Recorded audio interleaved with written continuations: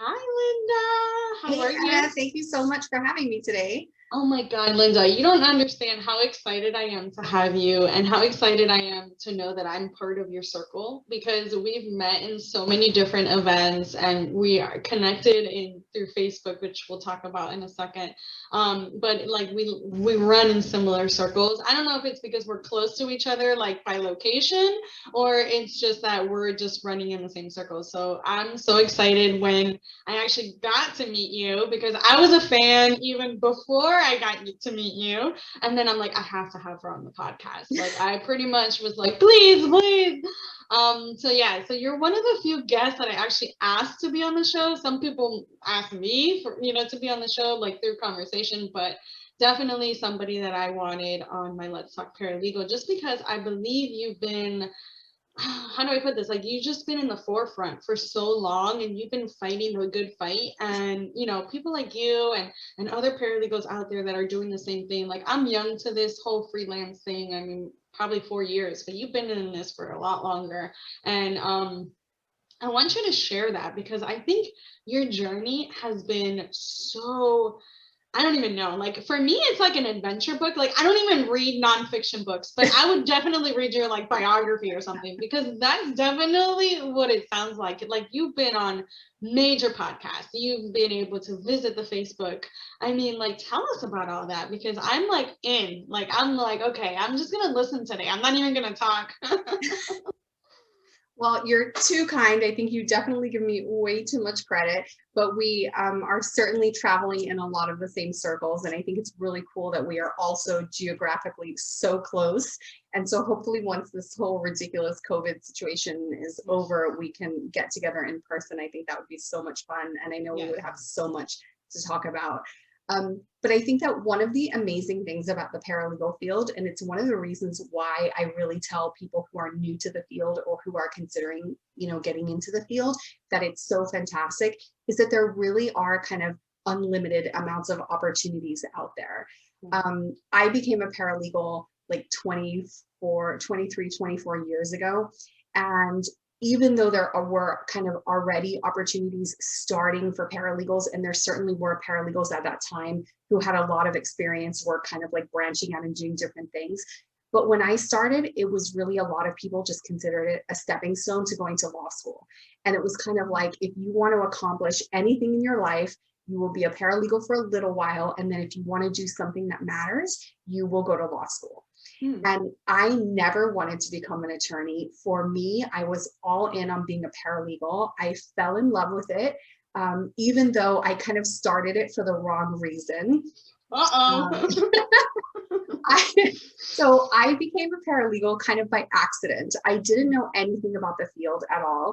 I was 18 years old and I needed a job closer to home because I didn't have a car. And at the time I was working as a medical assistant in Miami Beach. And I was living like way out in South Miami in an area called the Hammocks. Yeah. It's very far, and I had no way of really getting there without my car. It was just becoming. And if y'all don't know Miami, just YouTube it because that traffic is crazy. Terrible. Like the place can be 5 minutes away from you, but if you're in a car, you're gonna take like 2 hours. Exactly. So at the time, I pulled out the yellow pages, literally. Yes, the big book that's colored yellow. Giant book. It's super heavy. But I figured I could take. We have obviously here in Miami the Metro Rail, and I said, okay, I need somewhere that I can take the Metro Rail, and the best place to be would be in downtown Miami, and most of the businesses there are law firms. So I literally pulled out the phone book and started cold calling law firms that were in the business, in the building closest to where the train goes into downtown. And I said, well, that'll be the easiest. What? Look at you being a strategist and everything. Well, it was really funny because the only thing I really knew about being a paralegal was that it was a professional job. So I would be really well respected as a professional working woman. And that also I would make like stacks of money. Yeah, and especially in Miami, they pay good. So. Yeah, there would just be like money, but it was really funny because I just thought like, oh, this is a career where they're just going to be like throwing money at me, which is so far from the truth, especially when you're first getting started. But that was all I knew. So I got very, very lucky. I got my first job by literally cold calling this law firm, and their paralegal, who had been there for something like 15 years, had literally just given her notice, and they had started looking for someone. So they invited me to come in the same day, even though I wasn't dressed for an interview. It was the most ridiculous thing. I just went in like jeans and a tank top. I had the interview, and a couple of hours later, they called me back and they gave me the job. What? So it was crazy. Okay, that like defies everything. Wow. I found out much later. So I ended up being there for 14 years, but I found out much later that they had no intentions of keeping me, that they had just hired me so that they would have someone basically to do whatever while they were trying to find someone else. So at the time, unbeknownst to me, they hired me just because it was like the only option and it would buy them some time. But in that time, and of course I didn't know that, but in that time, I was able to show them that I was a hard worker and a quick learner, and that I was reliable and trustworthy. And I picked up the job really quickly. It came very naturally to me, and I ended up being there for 14 years. So it ended up being a very successful situation in general. That's crazy. Yeah. How did you find out, by the way? Like they actually told me later on, like much later, they actually told me. And you know, we became very good friends. It was a small firm situation where for the majority of the time I was the only non-attorney staff member, and they had anywhere between 4 and 6 attorneys depending on the time. And so we became very close, you know, as is kind of very common, especially in smaller firms, and we were kind of like a family. And so just over time, eventually at some point, they kind of told me like, oh, by the way, you know that we like had no plans of keeping you. But luckily I had the opportunity to get my foot in the door and to show them that I would be able to do the job. Absolutely, and do it well. Yes, so. And I really, really loved it. And I think one of the things that made me so successful in the beginning was that I was kind of not one of those like, that's not my job people. So I was willing to learn a little bit of everything, and I handled their IT, I handled their bookkeeping, I handled pretty much everything. And it just was a great opportunity because I learned a little bit about everything. Yeah. But one of the things that I also learned was that I had absolutely no interest in being an attorney. And like, no, thank you. Yeah, it drives me crazy even now when people kind of say like, oh, I'm not interested in being a paralegal. I'm only doing this so that I can become an attorney. Because I think that they are obviously related, but they're so very different. And it drives me crazy when people say like, oh, if you want to excel, or if you want to get paid well, or you want to have good opportunities, that you have to go to law school, because it could not be further from the truth. Right. Especially financially. I mean, just think about like the return on investment. Law school is super expensive, and it's getting more and more expensive. It's not getting cheaper. Right. So, you know, they invest so much money, and you don't even see that money back until like a good 5 years later. And as a paralegal, you can be making double of what somebody that just came out of law school, which are usually associates, are making. So It's like, guys, you know, that it's, you know, it really just depends on you, right? Which is kind of our topic today, about being limitless and the paralegal role having really no role. Like, we have no barriers other than we can't provide legal advice, really. And at this point, there's a lot of Arizona just put a push on there, putting limited licensing for paralegals. So there's being a lot of push because they see the value in paralegals. So, you know, the American Bar Association even changed the definition, you know, from paralegal, because we used to be combined as paralegal and legal assistant, which those are 2 different roles. They've always been 2 different roles. I don't even know how they got married, but really, I'm still trying to figure that one out. But us that have been in this for so long, we know there's a huge difference between a legal assistant and a paralegal. And I think the American Bar Association kind of figured that out, unfortunately, during the pandemic. But they figured it out that a paralegal is a paralegal and a legal assistant is a legal assistant. So they changed the definition on their website, which I thought, kudos to them, finally. Maybe everybody else will follow suit. But yeah, but go ahead, continue. Yeah. Sorry. No, but I just think it's really great, because I think a lot of people coming into this career kind of, you know, we see this in the Facebook groups all the time, that people come in and say like, oh, I see all these horror stories about how bad it is to work in a law firm, or how attorneys are like such jerks, or things like that. And of course, in every career, you're going to have work environments that suck, or bosses that aren't amazing bosses. So it's certainly not something that's unique to being a paralegal or to working in the legal field. Right. But I think one of the things that's important to keep in mind, and that a lot of people really don't realize, is that there are so many opportunities out there. So even when we're thinking about law firms, you have small firms, medium firms, large firms, you have all different areas of law, you have firms that just have different personalities. So you may work at one small firm that is extremely formal and another one that is extremely casual. And then even within the firm, you obviously have a ton of different personalities with all of the different attorneys and other support staff members that you work with. So I think it's really important for people to keep in mind that if they've had a bad experience in one firm, they can simply switch firms. I mean, it's really kind of that easy. Sometimes we have people that come into the Facebook group and they've had their first job and it was awful, and they are giving up on being a paralegal. In fact, we just had someone, I think about a week ago. Yeah, I saw the post. By the way, I'm on your Facebook group. Yes. Just FYI, because I'm not a stalker or anything. But they basically said, it's horrible. It's a nightmare. I really regret getting my degree. Like, I've wasted all this money and now it's awful. And it was kind of like, wait, it's one job, one attorney, one law firm. Just change jobs. Like, they're not all going to be. I always use this analogy because I think everybody either likes pizza or ice cream, right? So you're not going to like every single flavor ice cream. You're not going to like every single flavor pizza, but that doesn't mean you're going to give up on ice cream or pizza. Like, hello. Exactly. I love that example.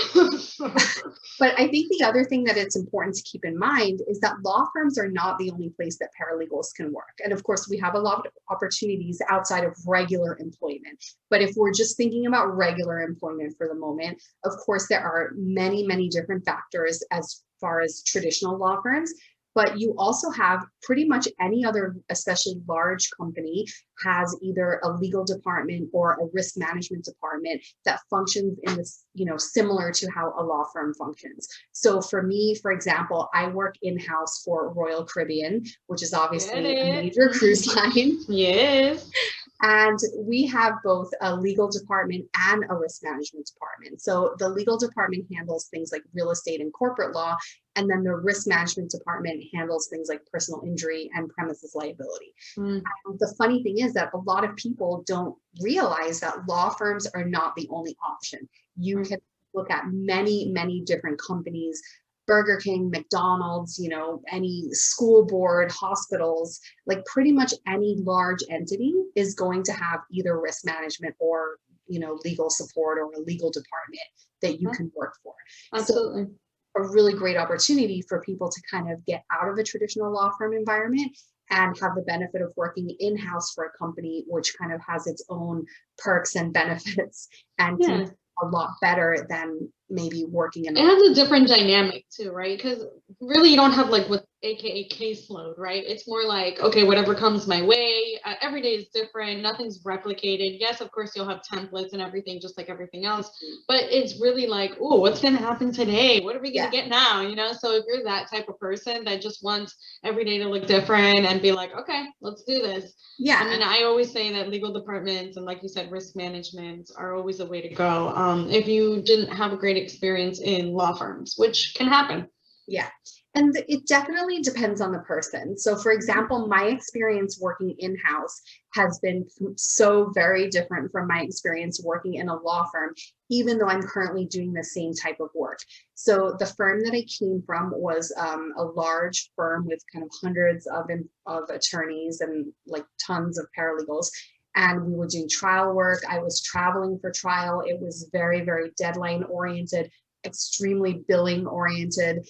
Which I didn't necessarily mind. Billing is not always bad. I personally enjoy billing. But, very kind of high stress, like high level litigation type of work.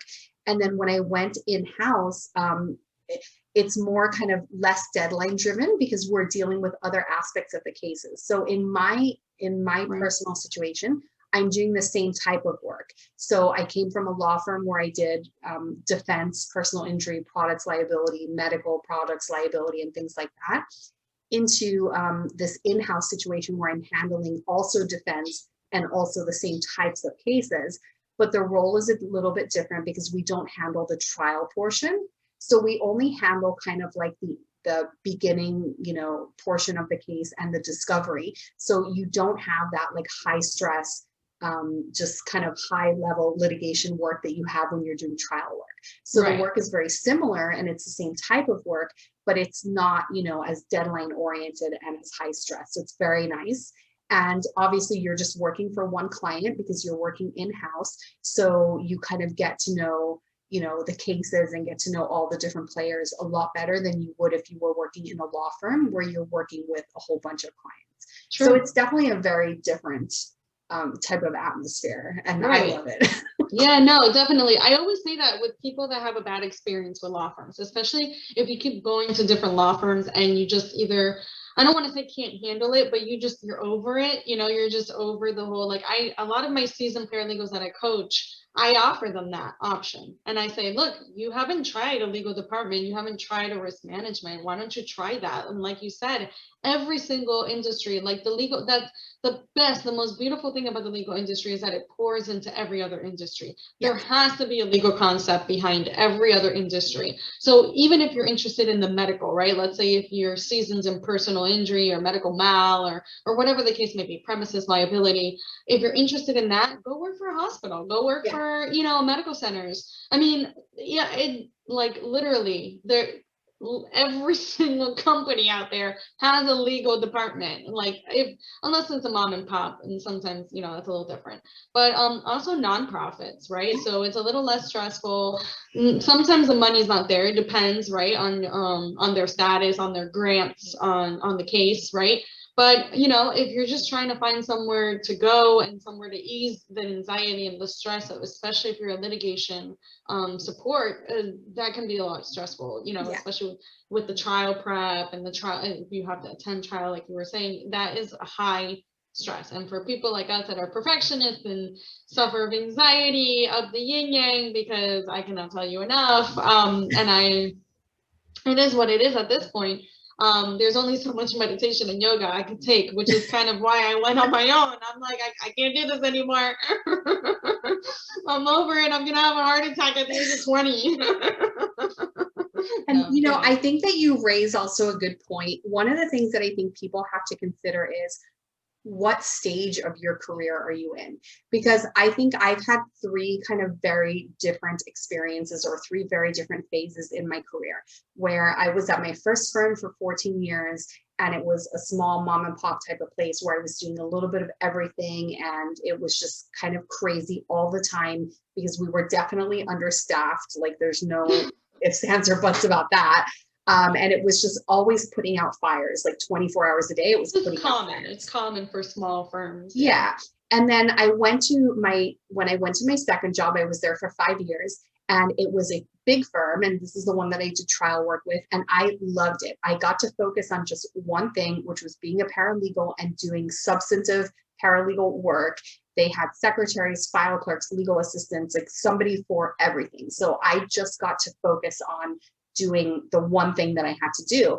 But I will always say that the experience that I had during those 14 years of putting out fires 24 hours a day and learning how to do a little bit of everything really made me the paralegal that I am today. And I think I would not be as successful as I am today if I hadn't have had that experience, because it just really gave me a very unique perspective on how to approach everything. So when I went to my second job where I was able to just focus on doing substantive paralegal work, it almost felt like I was on vacation, because I was like, oh, I only have to do this work. And it was still a lot of work.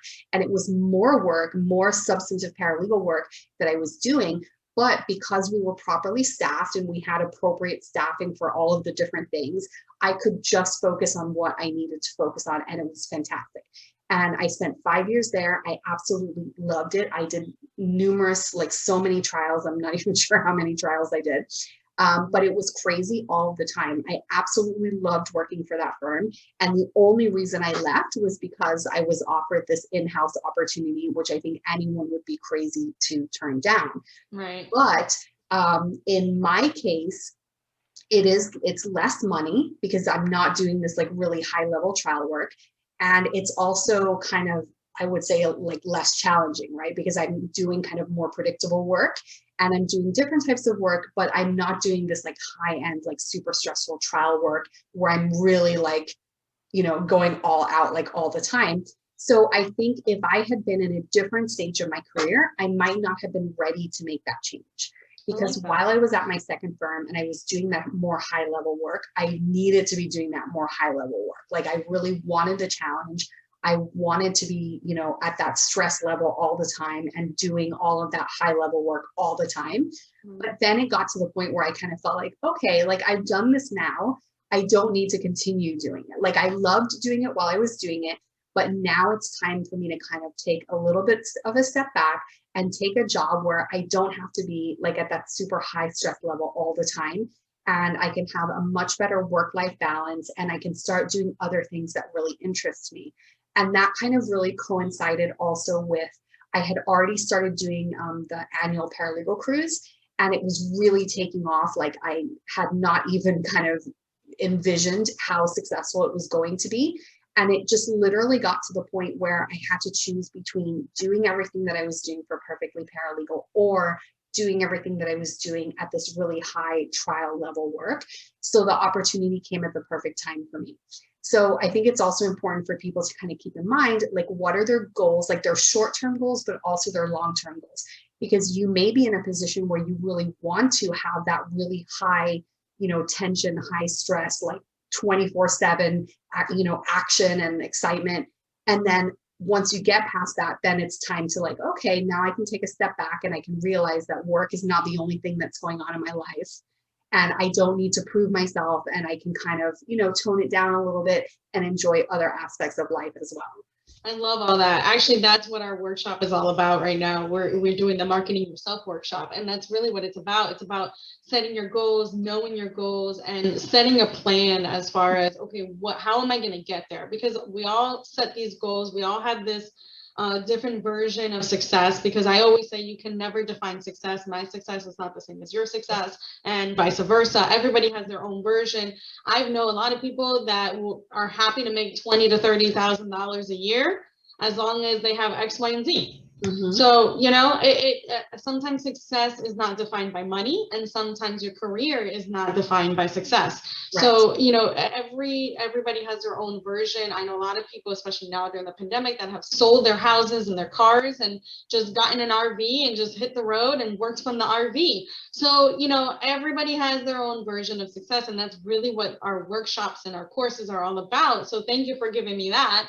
But I really want to talk about a little bit about Perfectly Paralegal, because you guys have definitely broken barriers. And this is where I found you. I found you first. I didn't even know you were local, by the way. I found you through Facebook, obviously, because that's your thing. And Facebook knows me like better than I do. Sometimes I'm like, I do need that. And then my husband's like, no, you don't. You don't need that. I'm like, yes, I do. I need this. I'm going to purchase it.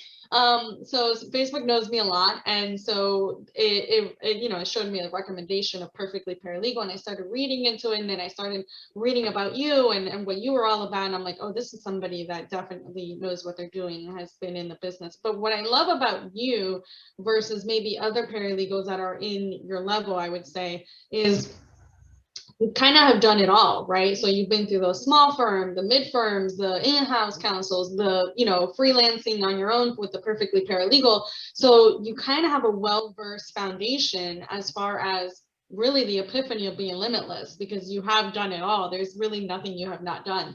And I love the Cruz thing. I actually saw it way before I even knew about the Perfectly Paralegal brand. I saw an advertisement on it because, again, Facebook knows me. And so I was like, wow, this is really cool. But it happened to be right around the time I got pregnant or something like that. And I was like, yeah, I don't know if it's smart for me to be on a cruise when I was pregnant. So I'm like, maybe next time. And then that was that. But yeah, so tell us a little bit about Perfectly Paralegal and how that was birthed, really, because it's a wonderful brand for any paralegal out there. Definitely going to give you a shout out on that. Thank you.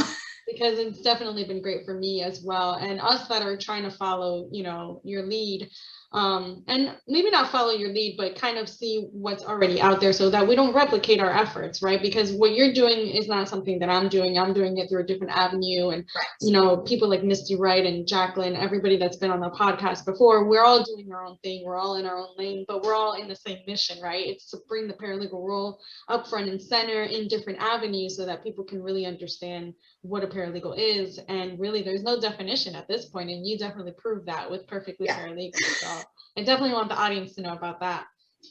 Yeah, so I actually started what originally it didn't have the name Perfectly Paralegal, but the way that I got started was when I had decided that I wanted to leave my firm that I had been with for 14 years. That was just a decision that I had made, that it was time for me to move on and find another opportunity. And like I mentioned, you have different phases in your career, and I was kind of done with, being like the jack of all trades and doing 10,000 different things.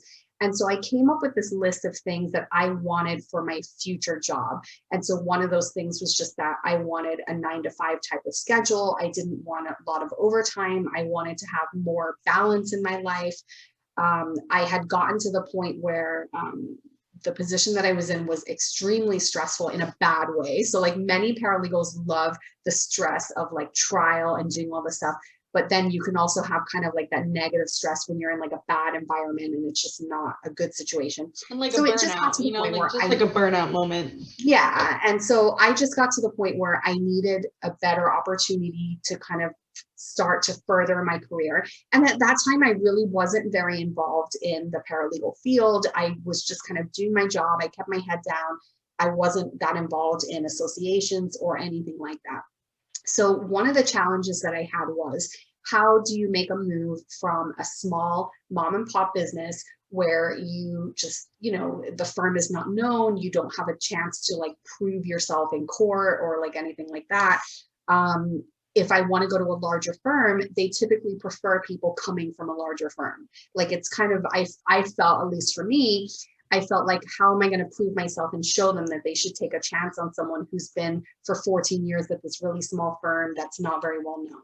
So what I started doing was I got a list of local attorneys and I created an email blast. And every Friday, I just took it upon myself to send out an email with information on procedural changes, like in Miami-Dade County. So this was for just Miami attorneys, procedural changes from the court, CLEs that were coming up, or like anything that really would, be relevant for an attorney. So at the time, I was 100% focused on attorneys because my goal was to get my name more recognized so that when I started looking for a job, hopefully I would kind of build a network and have some people that would know who I was that would be able to help me get a job. And so it actually worked really, really well. The newsletter became extremely popular and I started having people contacting me to opt in. And at the time I was just doing it manually. I was just like sending out an email blast. Oh my God. I just got chills. I almost fainted there. Yeah, it was really bad. So it got to the point, on Gmail. So I was sending it out through Gmail. You can only send like 500 emails like every 24 hours. So it got to the point where I had like 2,000 people. So then I would have to like segment and like, who am I sending it to? And I would have to send it out over like 4 days. And it just turned into like this big thing. Disaster. I started my first website, which is the Miami FRP website, which I still have. And so that website started, I think, in 2010 or maybe early 2011. And basically, it was just a way for people to opt in without having to contact me to opt in, and for me to post the blog so that it could just go out automatically and just to kind of automate that process. Nice. So what happened was, because of that, I became really well known with like certain attorneys. And I was able to find my new job. I got exactly what I wanted without a problem. So that was kind of a creative way. So, anyone who's talking about thinking outside the box, man. Yeah, like this is amazing. Like I think love outside it. the box and try to get creative as to unique ways that you can, get your name out there. And so that's how I did it. And I had no intention of keeping it going. Like this wasn't something that I had planned for it to be. Yeah, because you got your job, you accomplished it. Yeah, so I accomplished what I was looking for. And then I realized that people started contacting me being like, hey, I didn't get an email this week. Like what happened? And I was like, oh, I really didn't think that you guys like cared that much about the email. And then more and more people started subscribing. And then I was like, okay, well, I guess I just have to keep it going. So it was, for me, it was a job tool. It was just a way for me to get more recognition in the community. And I had not originally planned on keeping it going. So once I decided that I was going to keep it going, I kind of transitioned more into providing information for paralegals instead of attorneys. So I still have a lot of attorney followers, but now my information is primarily for paralegals and other support staff. So the name for Perfectly Paralegal kind of came around because I feel like attorneys want us to be perfect. So even though no one is perfect, especially not attorneys, we're not perfect. And, so sometimes people come in and they say like, oh, you think you're perfect because the name is Perfectly Paralegal. And I'm like, no, that is not what it is. What it kind of refers to is just attorneys wishing that we were perfect and expecting us to be perfect and expecting us to know everything and to never make a mistake, even when they themselves are not perfect. And so basically with Perfectly Paralegal, we want to help you be as perfect as you possibly can by providing just resources and education. And even if it's just someone to vent to or whatever it is that you need to help you further, both your career, but also your personal life. I mean, it's equally as important. And so it's kind of now, all these years later, developed into what is primarily the community on Facebook. So if I would have to pick like kind of what is the main focus, I would say the main focus is the main Perfectly Paralegal Facebook group. And then we have just a whole bunch of smaller subgroups that are kind of different, either lifestyle related. We have a group that deals with like exercise and diet.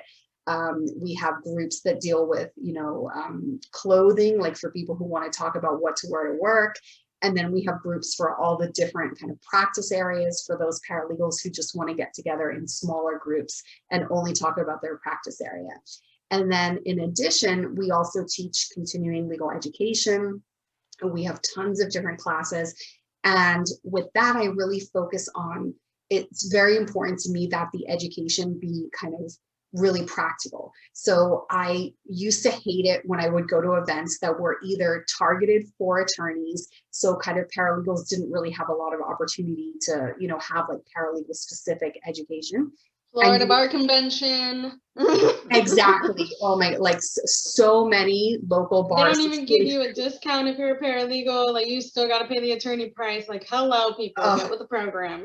Yes, exactly. So when I started providing CLE, I actually taught like the first classes that I taught myself were through Lorman and MBI and IPE.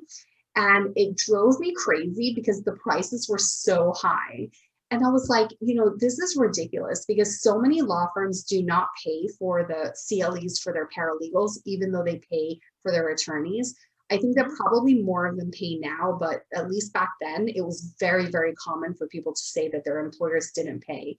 And I was like, this is ridiculous that paralegals have to pay the same price, or even if it's an event specifically for paralegals, the prices are ridiculous. Right. I mean, I would teach like for, any national company, a 1 hour CLE, they would pay me like $50 to teach it, like one-time fee. And then they would have like a couple of hundred people coming and those people were paying like $200 each. And I'm like, first of all, they shouldn't, like a paralegal shouldn't have to pay $200 for 1 hour of practical education that they need in order to make their jobs better. Like that's ridiculous. So after I had kind of set up the website, then I started saying, well, I could teach it myself. I mean, I'm already writing the materials, preparing the slides and teaching the class. The only difference is they're providing it on their platform versus me providing it on my platform. And that was why I started teaching CLE in the beginning. And then I really stopped teaching CLE for like other organizations because I just started doing it myself. So part of Perfectly Paralegal also is making sure that paralegals have opportunities at kind of more practically priced education that is designed specifically for paralegals. For paralegals. So right? You're not going to come to like a Perfectly Paralegal CLE and hear a bunch of stuff that's for attorneys that has nothing to do with what we do. But my goal is like always, whether I'm teaching it or another paralegal is teaching it. And then once in a while, I have an attorney or a vendor teach, but they have to be a real superstar. Like they have to be really good. You're really always going to take something away and you're really going to learn like how to actually do something. Right. You know, so for me, that's really important. So that's a very kind of big part of it. And then the Cruz also plays into that as well. So for the Cruz, we do usually between 25 and 35 hours of CLE credit.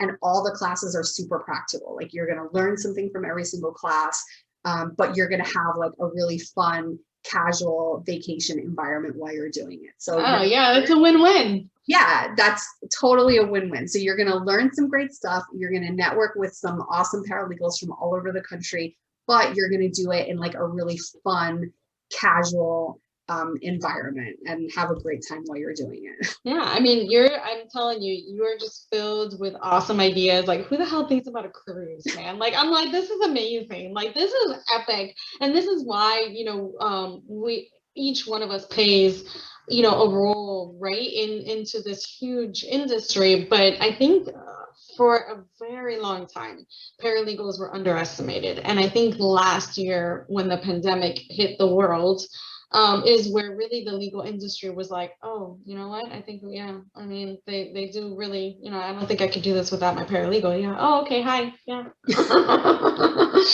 I always say this, that I used to struggle, and we talked about this before the recording, that I used to struggle with attorneys and offering them virtual services. They're like, oh, no. Breach of conflict, breach of confidentiality. I mean, you name it. I had to sign so many confidentiality agreements and NDAs, non-disclosures. I mean, it was ridiculous. All the red tape I had to cut in order to just work from a computer, just not physically in the office. So I'm like, what? And then the pandemic hit, and then they had no choice. Either you do that or you go out of business. And all of a sudden they're like, okay, yeah. Okay, we can do this. Yeah, okay, maybe we could put this rule in there. Maybe we could do this. Maybe we could do that. Maybe we can get a cloud-based software. Oh, okay, smart one over here. But I think the highlight of this conversation is that anything is possible. The world is endless. I love your cruises, by the way. I'm dying to go to one. And so it's amazing what you have done with the Facebook community, the Facebook groups. You're also on LinkedIn and things like that, other social media outlets. But I think like your bread and butter, like I think your main, like I don't know, do you call them perfectly paralegal? What do you call your followers? I guess perfectly paralegal. No. We have I don't know if you're in the kind of we have a group called Off the Clock. Oh, our perfectly paralegal group sounds intriguing. It's really for support in your job. So if and especially I think it's really helpful for paralegals who maybe are working independently or who they don't have any other paralegals in the office, or maybe they do have other paralegals in the office, but they don't want to, or they feel like they can't ask them for support or like mentoring or things like that. So the goal of the main group is really so that paralegals from all areas of law, from all levels of experience can come there. It's a supportive environment. I do not allow drama. I do not allow bullying. You're not going to come there and ask a question and have people make you feel stupid for asking the question. If that ever happens, I will take care of it immediately because it's not allowed. So it's really supposed to be kind of a big family for paralegals to join. It's just so important to me. It makes me feel emotional just even thinking about it, because it's really important to me that paralegals have support from other paralegals who know what they're going through. So whether it's asking for help with a form or asking for help with a procedure for something, or even more importantly, asking for help when something is going wrong and maybe you're working for an attorney who is treating you badly, or you're in a bad situation, it's making me emotional just thinking about it. Well, that's your passion though. That's why you do it, right? Because it's something that you believe in. And I think that's why we do all of this, right? All of this is free, guys. We don't get paid to do this. We'll have sponsors here and there, but they're just paying what it costs to actually have this, published. I mean, it's really, we personally, as, hosts or as guests, we're not getting paid to do any of this. Our Facebook groups, our LinkedIn, social medias, all that it's us. We're raw. It's just us trying to push the rest of the industry forward through what we've learned through our experiences and what we've researched to go ahead and share that information. And I think that's why we are so passionate about it, and we get emotional. And don't worry about it, because I cried in one of my YouTube videos and I kept it. I didn't even edit it. I kept it in there. Because I feel that the more authentic we are, the more passionate we are about what we do, I feel that kind of resonates with people, and they really get you. They really understand that, oh wow, this is the real deal. And that's really why I even reached out to you in the first place, because I try to really select my guests, not only because they're coming on my, platform, and obviously it's kind of like a vouch, right? You're vouching for them, but also because you want to keep your brand in integrity, right? Absolutely. And a lot of people don't know this, but I really don't edit a lot of my interviews. I try to keep it as raw and as authentic as possible, and I'll cut some things here and there because maybe the conversation gets too long or things like that. But other than that, I think I think we try to do our best with what we have, and since we've I guess gotten our challenges and we've had our struggles and we've already moved over these obstacles, it's nice to just be like, hey guys, stop sign, yield, like here's your shield or whatever, like just prep them for what I always say, the jungle. So but yeah, and I think that's what why you have been so successful as far as it comes to the brand and to you personally, because you are the brand, right? There is there's no like we were talking about other people that have this production, 5-10 people or on this production, which is great. We do need that, and we do need those platforms, but for us little people over here. For everything that I do, so all of the paralegal groups, like Perfectly Paralegal, I run most of the groups almost exclusively myself. I do have a couple of amazing moderators that help out with some of the subgroups. But all of the CLE, the editing, the videos, the website, all of that is 100% me. Yeah, on top of your, full-time job and your personal responsibilities, right? So, it's a lot. We do this because we care. I think really. I think that people kind of maybe don't necessarily like recognize or maybe understand, like for I know for me personally, and I'm sure for you, just kind of yesterday, just as an example, I worked 13 hours yesterday, like just between my full-time job, working on Perfectly Paralegal stuff. I taught in the evening from 6 to 7. And then while I was teaching, I got a text message from a paralegal saying, I really need advice. Is there any way that I can call you? So then when I finished teaching at 7 o'clock, I got on the phone with her, and I was on the phone with her for 30 minutes. And then it was almost like 8 o'clock by the time I kind of said, okay, I am done for the day. I thought my poor husband was going to kill me. Yes, but I know. He was amazingly understanding. But I think that people don't necessarily always recognize kind of how much we're doing, especially behind the scenes. I spend so much time every day talking to people privately, whether it's on instant message on Facebook or phone calls, kind of in addition to everything else. So it gets really, really crazy. I feel like I'm always apologizing to people for taking like 3 days to respond to their email or their message or something like that. I try as much as I can, but I mean, some days it's overwhelming. But I mean, my primary focus is if I could just help like every single person in the group, I would do it. Like that's just what I'm there for. Exactly. No, I love it. I love that you just created this community, because that's really what it is. It's a community of paralegals, of people that are interested in the, legal industry, because not all of them are paralegals. Some of them are just like, hey guys, I'm in school and, I just want to kind of see what awaits me or whatever it is, how I can get in and blah, blah, blah. So, as a fellow follower, I know the hard work that you do. And as the person behind the scenes doing her own thing, I definitely understand the 13-hour days and the 3 o'clock. And for me, 3 o'clock in the morning, like my brain just like switches on. Like literally it happened to me this morning at 3 o'clock. My body just woke up and they're like, okay, write this down. And I'm like, okay, I'm writing it down.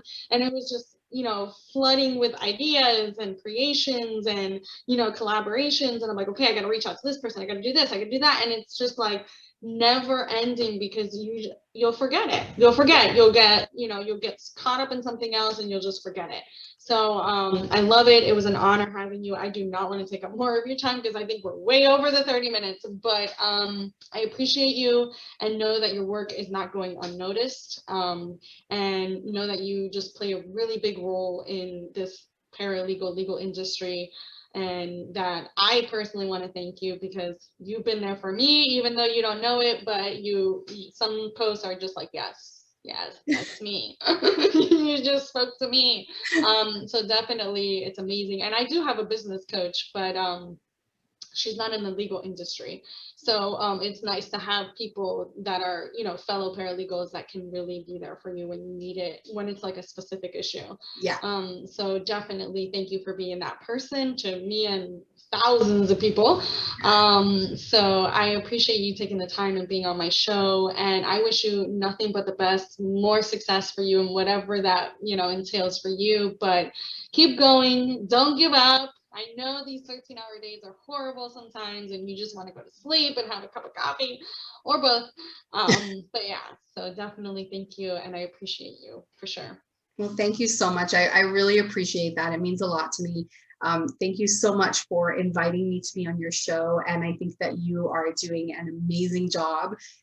Your podcast is fantastic, and everything else that you're doing, I think, is just so inspiring and so motivating. And I hope that people who are listening to this will kind of take their own, opportunity, whatever that may be, to just step out of kind of their 9-to-5 role and do something that's going to make them feel passionate and, something that they're going to just be really happy to do in their life.